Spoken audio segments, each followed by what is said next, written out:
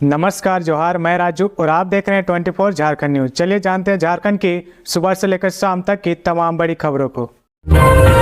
डुमरी उपचुनाव की मतगणना 8 सितंबर को सुबह 8 बजे से शुरू होगी। वोटों की गिनती। डुमरी विधानसभा उपचुनाव की मतगणना की सभी तैयारियां पूरी कर ली गई है। मतगणना पचम्बा स्थित कृषि उत्पादन बाजार समिति के परिसर में शुक्रवार यानी 8 सितंबर को होगी। ब्रजगिरी के लिए त्रिस्तरीय सुरक्षा व्यवस्था की गई है। शिक्षा मंत्री जगन्नाथ महतो के निधन के चलते खाली सीट पर हुए उपचुनाव में मंगलवार को वोट डाले गए। निर्वाचन आयोग के अनुसार यहाँ 64.84% वोटिंग हुई है। कैबिनेट मंत्री बेबी देवी समेत 6 प्रत्याशियों की प्रतिष्ठा दांव पर है। इससे पूर्व मंगलवार को मतदान संपन्न होने के बाद देर रात तक सभी 373 बूथों की ईवीएम ब्रजगिरी में जमा कराई गई। डुमरी उपचुनाव संपन्न होने के बाद अब राजनीतिक पार्टियां वोटिंग विश्लेषण में जुटी हुई है। बूथ कमेटी के सदस्यों व कार्यकर्ताओं से रुझाने की जानकारी ली जा रही है। साथ ही तटस्थ राजनीतिक विश्लेषकों से भी उनका विचार लिया जा रहा। सभी राजनीतिक दलों के कार्यकर्ताओं में भी दिन भर इस बात पर चर्चा होती रही कि किसे कितना वोट मिलेगा। सीएम हेमंत सोरेन को खनन लीज मामले में 11 अक्टूबर को होगी सुनवाई। शिकायतकर्ता ने हाईकोर्ट से मांगा समय। मुख्यमंत्री हेमंत सोरेन को खनन लीज आवंटित किए जाने के मामले में बुधवार को प्रार्थी सुनील कुमार महतो ने कुछ नए तथ्य पेश करने के लिए हाईकोर्ट से समय देने का आग्रह किया है। चीफ जस्टिस संजय कुमार मिश्रा और जस्टिस आनंद सेन की अदालत ने इस आग्रह को स्वीकार कर लिया और अगली सुनवाई 11 अक्टूबर को निर्धारित की है। सुनवाई के दौरान सरकार की ओर से पक्ष रखते हुए सुप्रीम कोर्ट के वरीय अधिवक्ता कपिल सिब्बल ने अदालत को बताया कि यह याचिका सुनवाई योग्य नहीं है। सुप्रीम कोर्ट इसी आरोप से संबंधित एक जनहित याचिका पहले ही खारिज कर चुका है। दोबारा उन्हीं तथ्यों के साथ याचिका दायर की गई है जो वैध नहीं है। इस कारण इस याचिका पर सुनवाई नहीं की जा सकती है। प्रार्थी सुनील महतो की ओर से इसका विरोध किया गया। अदालत को बताया गया कि दोनों याचिका एक समान नहीं है। सुप्रीम कोर्ट ने पहले जो याचिका खारिज की थी उसमें हाईकोर्ट की नियमावली का पालन नहीं किया गया था।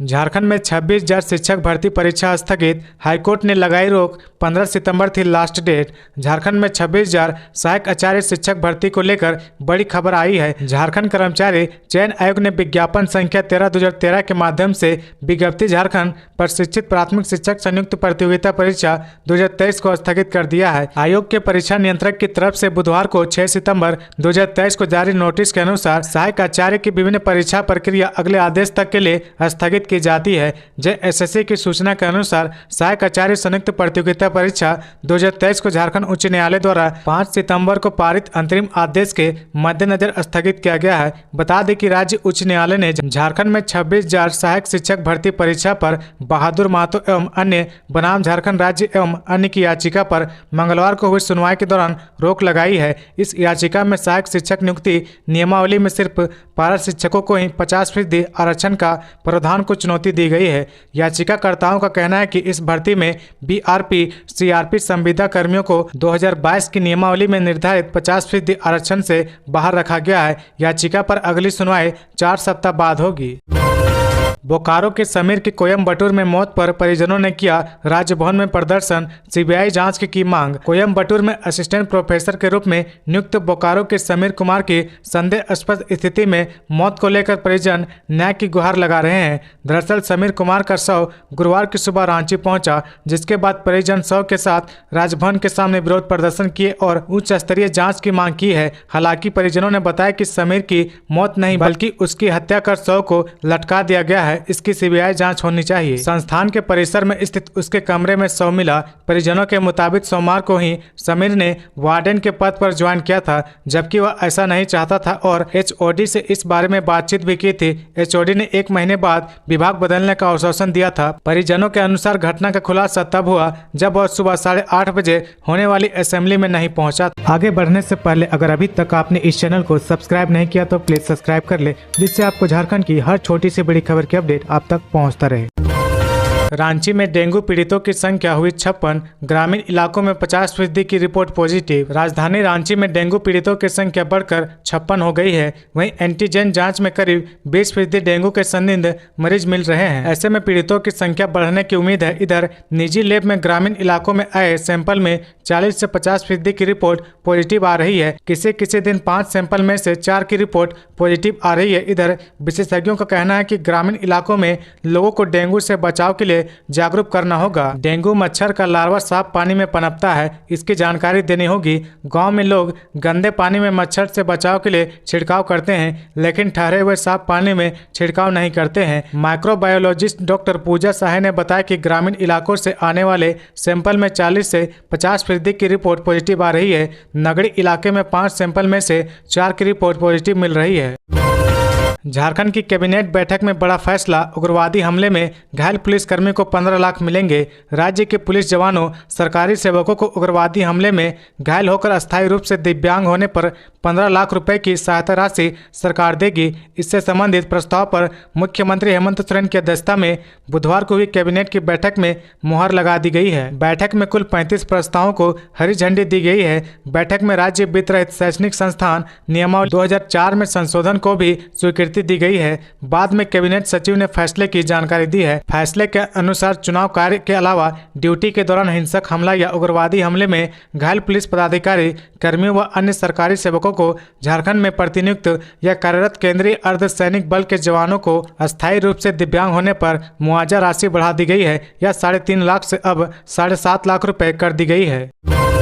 जवाहर नवोदय विद्यालय के नामांकन में फर्जीवाड़े की जांच विशेष शाखा ने शुरू की। जवाहर नवोदय विद्यालय के कक्षा 6ठी में फर्जी नामांकन की जांच विशेष शाखा ने स्वतः संज्ञान लेते हुए शुरू कर दी है। बुधवार को विशेष शाखा के पदाधिकारी नीरज कुमार व नागेंद्र राम ने जवाहर नवोदय विद्यालय जाकर प्रभारी प्राचार्य पीके सिंह से इस संबंध में जानकारी ली है। प्रभारी प्राचार्य ने बताया कि विद्यार्थियों के नामांकन के लिए विद्यालय के बाद BEO व DEO द्वारा काउंटर हस्ताक्षर कर भेजा जाता है, उसके बाद ही नामांकन लिया जाता है। मालूम हो कि चतरा सांसद सुनील सिंह ने लातेहार उपायुक्त को जवाहर नवोदय विद्यालय में प्रवेश परीक्षा व नामांकन में बड़े पैमाने पर फर्जीवाड़े की जांच कराने को लेकर पत्र लिखा है।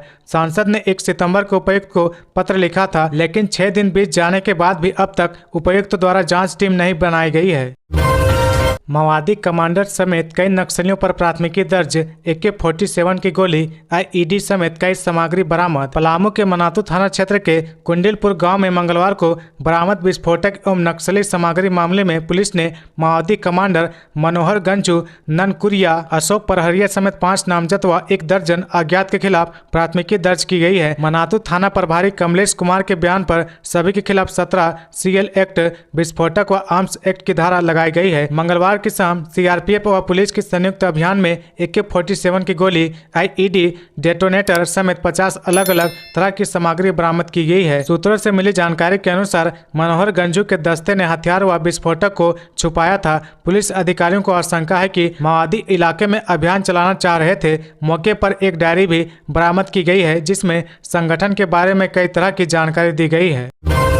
रांची नगर निगम ने कांके डैम के अतिक्रमणकारियों को दिया 72 घंटे का अल्टीमेटम, कहा स्वेच्छा से घर खाली करें। शहर के जलाशयों को अतिक्रमण मुक्त करने के लिए रांची नगर निगम फिर से बड़े पैमाने पर अभियान शुरू करने जा रहा है। इसकी शुरुआत कांके डैम से होने जा रही है। इस संबंध में सहायक नगर आयुक्त ज्योति कुमार सिंह ने आदेश जारी कर डैम के 47 लोगों को 72 घंटे के अंदर स्वेच्छा से घर खाली करने को कहा है। ऐसा नहीं करने पर अतिक्रमण कर बनाए गए घरों को बलपूर्वक तोड़ा जाएगा। साथ ही इस पर होने वाले खर्च की भी वसूली की जाएगी। इन अतिक्रमणकारियों को पहले भी नोटिस जारी किया जा चुका है। इन अतिक्रमणकारियों के घरों को तोड़ने का आदेश वर्ष 2021 में तत्कालीन नगर आयुक्त मुकेश कुमार ने दिया था। इसके विरोध में ये हाईकोर्ट गए थे। हाईकोर्ट ने मामले को सुनने के बाद इन्हें RRDA ट्रिब्यूनल में अपील करने को आदेश दिया था। इसके बाद इन लोगों ने RRDA ट्रिब्यूनल में अपील की, लेकिन ट्रिब्यूनल ने भी नगर आयुक्त के आदेश को सही ठहराया। नतीजा निगम ने इन भवनों को खाली करने का आदेश जारी कर दिया है। 6 महीने में 101 बेटियां दहेज हत्या के शिकार। रांची में दुष्कर्म के सबसे अधिक 106 मामले। धनबाद में छेड़खानी की सर्वाधिक शिकार लड़कियां। झारखंड की पुलिस ना तो अपराध में नियंत्रण ला पा रही है और ना ही आम जन को सुरक्षा दे पा रही है। ऐसा तब हो रहा जब सूबे के मुख्यमंत्री हेमंत सोरेन ने DGP को यह कह रखा है कि आपको खुली छूट दी गई है। हाईकोर्ट भी कई दफे झारखंड पुलिस के अपराध नियंत्रण को लेकर सवाल कर चुकी है। ऐसा हम इसलिए कह रहे हैं क्योंकि झारखंड पुलिस के आंकड़े यही बता रहे हैं। जब बात महिलाओं की सुरक्षा को लेकर करें तो स्थिति और भी भयानक है। जिस राजधानी में 3 SP और 19 से अधिक थाने हो, वहां दुष्कर्म के सर्वाधिक मामले आए हैं। पूरे राज्य में रांची ऐसा जिला है जहां बीते 6 माह में दुष्कर्म के 106 घटना घटी है। वहीं छेड़खानी के सबसे ज्यादा मामले धनबाद में हुए हैं। प्लेसमेंट एजेंसी को शराब बेचने की जिम्मेदारी मिली तो घटकर 149 करोड़ हो गया राजस्व। राज्य में शराब से प्राप्त होने वाले राजस्व में पिछले 4 महीने में लगभग 50 करोड़ की कमी आई है। इस वर्ष 1 मई से नई व्यवस्था के तहत खुदरा शराब की बिक्री की जा रही है। 1 मई से नई एजेंसी को खुदरा शराब बेचने की जिम्मेदारी देने का निर्णय लिया गया था। सरकार ने खुदरा शराब बेचने के लिए प्लेसमेंट एजेंसी का चयन होने तक JSBCL को खुदरा शराब बेचने की जिम्मेदारी दी है। मई महीने में 5 जिलों को खुदरा शराब बेचने के लिए प्लेसमेंट एजेंसी का चयन हो सका था। 19 जिलों में JSBCL द्वारा खुदरा शराब की बिक्री की गई तो सरकार को 200 करोड़ का राजस्व मिला। अगस्त तक 16 जिलों में शराब बेचने की जिम्मेदारी प्लेसमेंट एजेंसी को मिल गई थी। अब अगस्त में राजस्व लगभग 149 करोड़ पहुंच गया। ऐसा नहीं है कि अगस्त में ही राजस्व में कमी आई है, मई के बाद से प्रति माह राजस्व में कमी आती गई है।